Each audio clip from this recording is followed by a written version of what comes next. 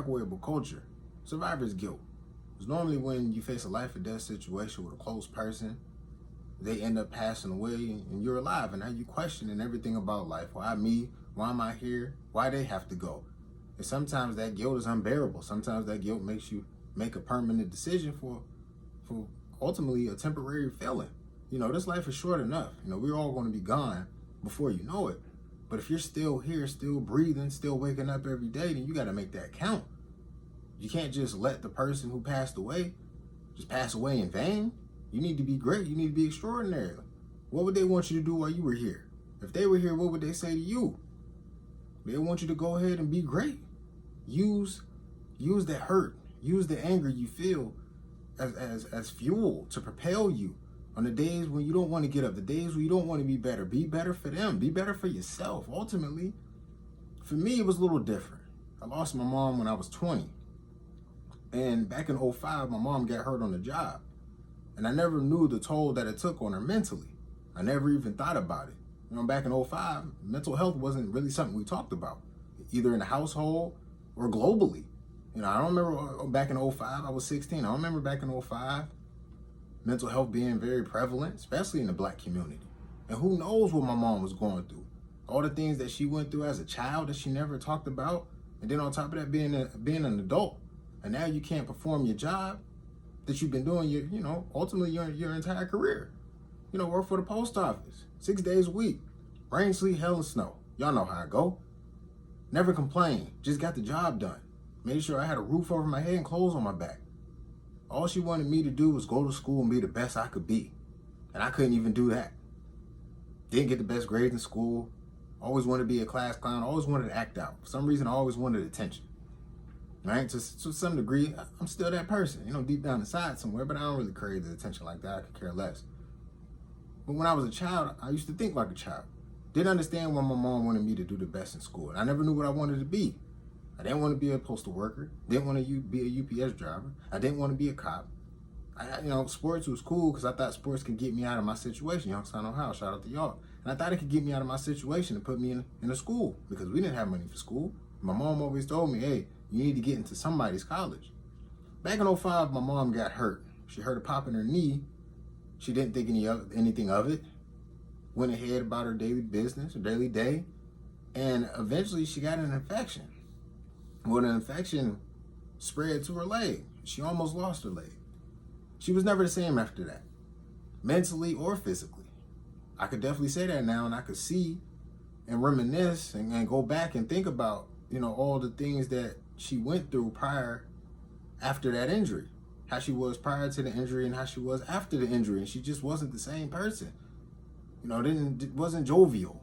Didn't have a bounce in her step anymore. It just seemed like she was deteriorating right before my very eyes, but I couldn't see it back in '05. Because at 16, man, I'm worried about what I'm worried about. I got all these emotions. I'm trying to see what's up with the honeys. Also dealing with insecurities within myself. I couldn't think outside of myself to give my mom what she really needed. Somebody to be there for, right there in the house. And I couldn't even do that for her. '06 comes, '07, workman's compensation. She never returned back to work after that, just workman's compensation. But when you have an idle mind and you don't have anything going for you, you start to self-destruct. You start to do things that you shouldn't be doing because now you don't have a job to give you that discipline. A lot of people need a job to keep them disciplined. I can't drink. I got a job to do. You know what I mean? So if you didn't have a job, what would you be doing? So self-destruction started to kick in on top of the history of, alcoholism, and the lineage a little bit, And it was a bad combination. Can't do what you want to do, can't walk the way you normally walk. And the mental strain that it put on her was too much for her to handle. And back in '05, '06, mental health wasn't something we discussed in the household. So I would see her drinking her sorrows away, trying to cope with the pain, and I couldn't help her. I spent 3 months with her before she ended up passing away back in 2009. I went back home. I got a call that my mom was doing bad. And at the time, I was living in Maryland. Caught a Greyhound, Mr. King, I remember like it was yesterday. Shout out to Mr. King, RIP. Came and picked me up, took me home, and I swooped in like I was Superman. I just wanted to save my mom. I just wanted to be there for her. Lift her up when she was down. Keep her up when she was up. You know what I mean? Like, I go there. I spend the 3 months with her. It was some ups, it was some downs. But every night I told my mom, I loved her. I love you, Mom. Anything you need, I'm right downstairs. Let me know. And little did I know, 3 months later, I think February 12th, 2010, I would get a call from my cousin that was in Indiana at the time for her husband's funeral. Called and told me that my mom had passed away. And the day it happened, I couldn't process it. Thought it was a dream. Everything was spinning. I wasn't at the house. I was across the street at a friend's house at the time. She told me to go over there for some support. I didn't know what was going on. She just told me to go across the street, and then she told me. I went back home, and I couldn't believe it. I went back across the street, and I was just kind of in the daze for a couple days. And as I got older and I started to shed my childlike thinking, I got nostalgia. I started thinking about the lessons in the household my mom gave me, the mental fortitude that she gave me, the ability to keep going even when life tells you that you probably shouldn't be going. When life tells you you're not good enough, you go back and you remember the lessons as a toddler. Those things don't ever leave you. And they start speaking to you as you get older. You remember the lessons. You remember the things that you wanted to forget, but realize that they help you out in your time of need. She always raised me to be a man, not to wilt like a flower when adversity hits. Because you know who you are when adversity hits. It doesn't build character, it reveals it. And she was building my character up at a young age. Making me aware of this world before I was even aware of this world. So when she gave me all of that, how could I possibly go on, And it hurt. She did everything she could for me, and I couldn't even go to school and get good grades.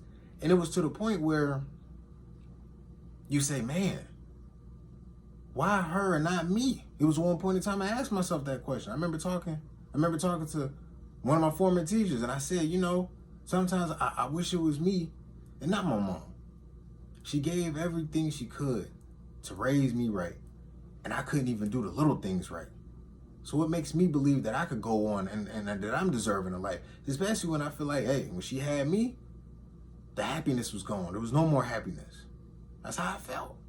I feel like having me just ruined her life to a certain degree. Stuck in Youngstown, you could have been in Maryland. And I used to tell myself this. I say, man, Mom, if you would have stayed in Maryland, what would have been? You probably would have been happier. Why come back to Youngstown? She told me, if I didn't come back to Youngstown, you probably wouldn't be here. Okay.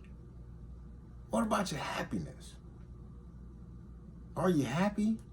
And sometimes I would walk in the house, I would see her downstairs in the living room playing Isaac Hayes, Hot Butter Soul. Shout out to all the grandmothers out there that know about that Isaac Hayes.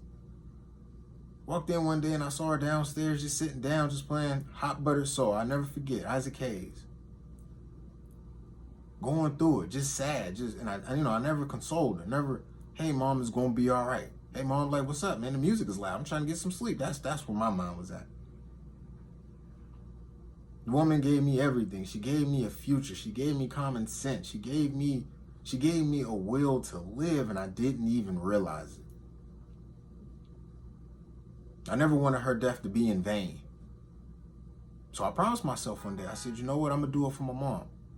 I wasn't fortunate enough to, to sign a big contract and get my mom a house that was paid for, or get my mom the vehicle she always wanted. That wasn't me. And then I feel like I let myself down because I couldn't find out who I was, and I didn't know what I wanted to do at an early age. To give her, everything she gave me. It's hard. How do you continue going when a person that loved you so much is no longer here?